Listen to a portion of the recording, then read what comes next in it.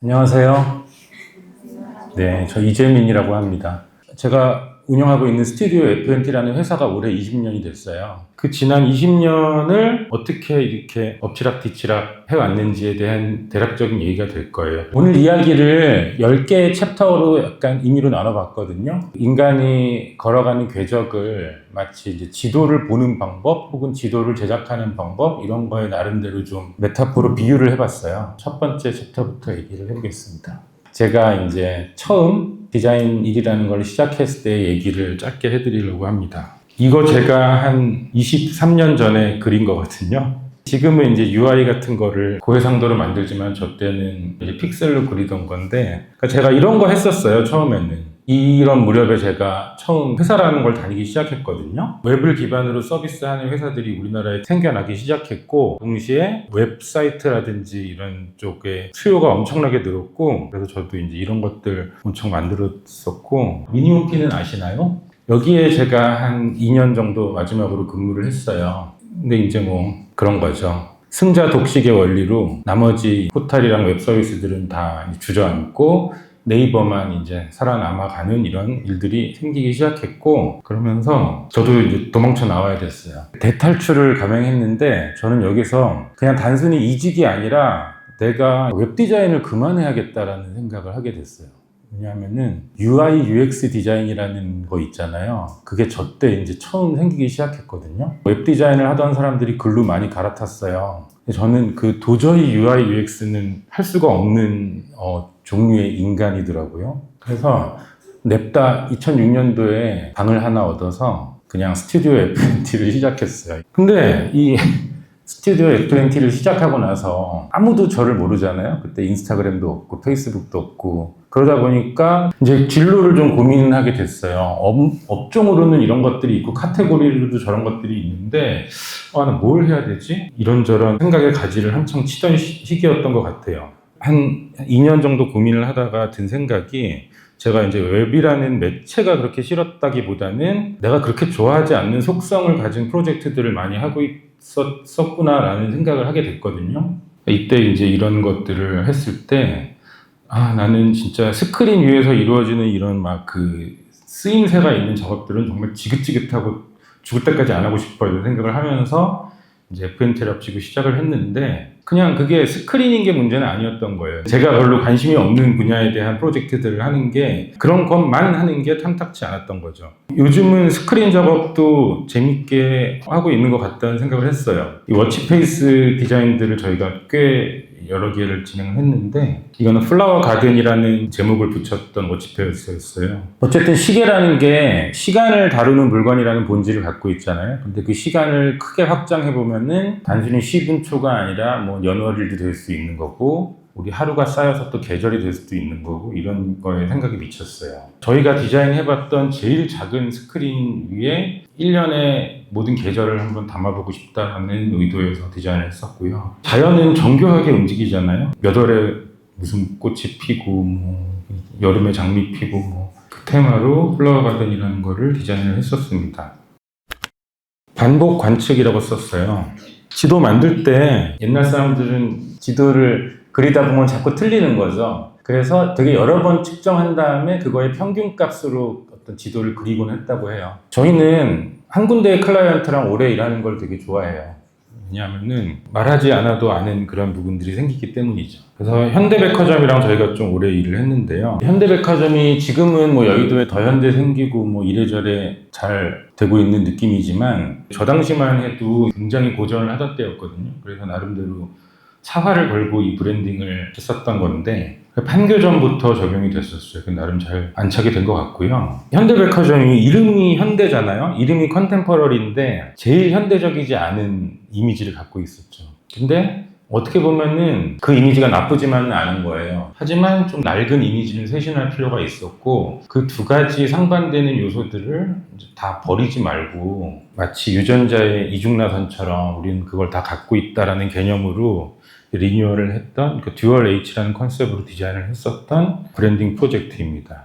이게 저희가 딱 7개월 정도 걸려서 진행했었던 프로젝트였고요. 이 이전만 해도 저희가 이 정도로 길게 프로젝트 하는 경우가 없었는데 이때부터 좀 장기 프로젝트가 많아졌던 것 같아요. 전반적인 아이덴티티의 큰 사이니지부터 이런 인포메이션 그래픽 가격표부터 뭐 발렛 파킹하는 그 티켓까지 손이 안 단 곳이 없었던 프로젝트였었고 21년에는 이제 어린이 부문 네이밍부터 디자인까지 다 진행을 했었던 케이스입니다. 그리고 이제 식품관 프로젝트를 작년부터 올해 초까지 진행을 했는데요. 백화점의 꽃이 식품관이라고 생각하거든요. 식품관을 하다 보니까 일단 이름이 다른 백화점 식품관은 다 무슨 불어고 막 이렇거든요. 근데 저는 이 당당하게 식품관이라는 이름을 쓰는 이것도 되게 좀 마음에 들었던 것 같아요.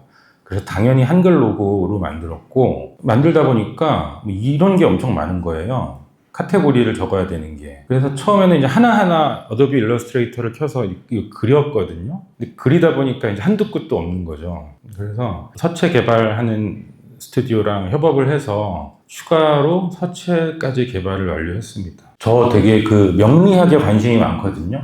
농경사회 동아시아의 자연의 원리로 만든 게 명리학이에요. 병화는 빛이고 감목은 식물이고 뭐 기토는 그걸 받아주는 땅이고 뭐 이런 거거든요. 이것들이 이제 조화롭게 이루는 인생이 이제 좋은 인생이고 쉬운 인생이고 그런 건데 이런 개념을 좀 녹여보고 싶었습니다. 거창하게 말하면. 그러니까 우리가 식품관에서 먹는 것들이 다 자연의 산물이라는 그런 의미인 거죠. 그래서 약간 이 개념을 살려서 밭전자 안에 현대식품관이 엠블럼처럼 적용이 되고 보면은 빛도 있고 식물도 있고 물도 있고 뭐 여러 가지가 있고 그 다음에 로고 단독으로 그 다음에 엠블렘 형태로 버전 1, 버전 2 이렇게 확장되고 또 축소되면서 쓰일 수 있는 그런 시스템을 만들었습니다. 저 모티브들을 서체 디자인을 할 때 글리프 안에도 넣었어요. 열심히 재밌게 만들었던 그런 프로젝트였습니다. 투사라고 하는 개념인데요. 지도는 갱신되죠. 10년이면 강산도 변한다고 하고 뭐 없던 무슨 병원도 생기고 학교도 생기고 계속 생기잖아요. 그런 어떤 원래 존재했던 것을 기반으로 해서 응용해서 만들어 나가는 것, 그런 것에 대한 이야기입니다. 롯데리아는 79년도부터 우리나라에 있었다고 해요. 그리고 우리나라 최초의 패스트푸드 브랜드였고 이런 브랜드 리뉴얼을 건드릴 때 이 전 국민이 아는 브랜드를 건드린다는 거에 대한 야심도 생기고 두려움도 생기는 그런 게 있었어요. 저는 저 90년대 후반부터 쓰던 저거 약간 좋거든요. 가운데 저 입체 시절이 있어요. 모든 전 세계의 브랜드가 저 끔찍한 시절을 다 겪었어요. 어쨌든 그거부터 걷어내야 되는 미션이 있었고 결국은 좌측에서 우측이 됐어요. 공간 활용을 좀 더 하기 쉽게 만들어 드렸고 이 과정이 야 그냥 거의 바꾸지 말자 이건 아니었고요. 되게 폭넓은 스펙트럼의 시도들이 있었지만 결국은 이렇게 돌아오게 됐다라는 그런 이야기입니다. 처음에는 꽤 많이 바꾼 훨씬 예쁜 심볼을 좀 쓰고 싶었는데 이 디자인을 하다 보니까 저희로서도 약간 용납이 안 되더라고요. 이거 롯데리아 아닌데? 전 국민의 마음속에 이제 롯데리아가 생긴 어떤 형태가 있는 거죠. 좌측은 그 롯데 기업 전용 서체거든요. 모든 롯데 계열사가 저걸 쓰는데 롯데리아는 레터링을 합시다. 그래서 롯데리아는 영문 서체를 다시 그려줬고요. 국문도 이제 새로 그려줬어요. 좌측과 어딘가 얼라인이 되면서도 그 저 나름대로의 노스텔지어를 조금 심어뒀거든요. 이 심볼 자체는 큰 변화가 없어 보이지만 어플리케이션 단위에서 쓸 수 있는 재료를 충분히 만들어드리자라는 쪽으로 프로젝트의 방향을 설정을 했고요. 이게 이상한 일인데 버거는 서양에서 들어온 건데 롯데리아가 북미에 진출하게 됐거든요. 진출하게 되면서 이제 이 리뉴얼을 하게 된 거고 한글 요소들을 이제 집어넣는 게 사실 되게 중요한 이슈였어요. 여기에서의 한글은 아까 현대백 식품관처럼 열심히 정교하게 다듬은 한글이 아니고 약간 뚝딱 한글? 그 제품명을 한글로 쓰고 싶었고요. 저 입을 벌린 동그라미 같은 저 형태? 저거를 또 잘 쓰고 싶었습니다. 그리고 이 심볼의 형태적인 구조에서 파생될 수 있는 뭐 이런 확장성 같은 거를 염두에 두고 여러 가지 패키징 시스템들을 고안을 했고요. 프리셋들, 그게 글자만 있는 거, 캐릭터랑 조합된 거 이런 여러 가지 프로포션들을 많이 만들어서 드렸더니 여기저기 잘 쓰고 계십니다. 그러니까 약간 잘 쓰기를 바랄 수가 없고 잘 쓸 수 있게 만들어 드리는 게 어떤 브랜딩 프로젝트의 성패를 위해 중요한 것 같기도 합니다. 해발 몇 미터 무슨 뭐 이런 얘기 하잖아요. 그 해발점을 잡을 때 0으로 두는 그 기준점? 그거를 이제 수준점이라고 한대요. 그리고 이 수준점을 영어로 바꾸면 그게 바로 벤치마크입니다. 우리가 많이 쓰는 벤치마킹이라는 단어가 여기서 온 거고요.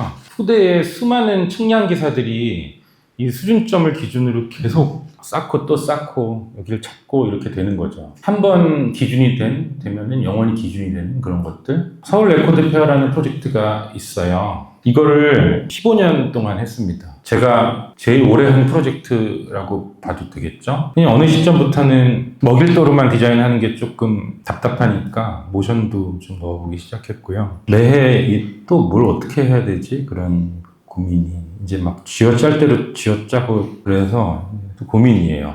저는 회사 프로젝트에 제 존재를 상당히 지우려고 노력을 많이 하거든요. 그래서 많이 지워졌다고 생각해요. FNT한테 프로젝트가 의뢰가 올 때 저를 모르는 사람이 많아요. 이제 그래서 되게 좋다고 생각합니다.